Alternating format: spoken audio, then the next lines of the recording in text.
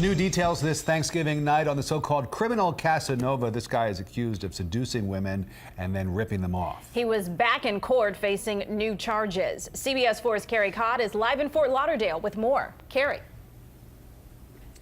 Erica and Rick, investigators say the criminal Casanova, a man named Trevor Thornton, has left victims from coast to coast.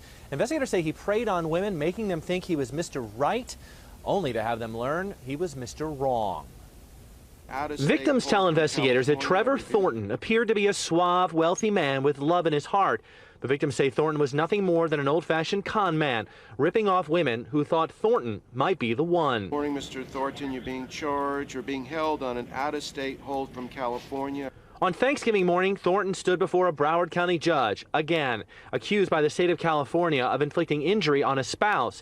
He's being held in jail on $110,000 bond.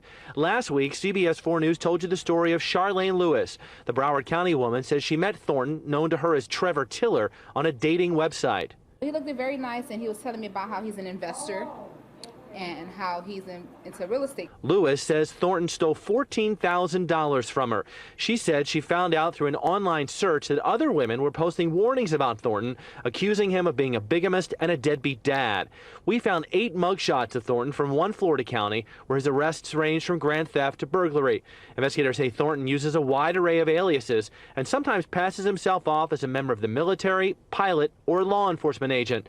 Charlene Lewis told us she wants Thornton stopped for good. If it takes for my story to, be what it takes to get him off the streets, that's what I'm going to do. Detectives say if anyone thinks they've been a victim of Trevor Thornton, they should contact the Broward Sheriff's Office.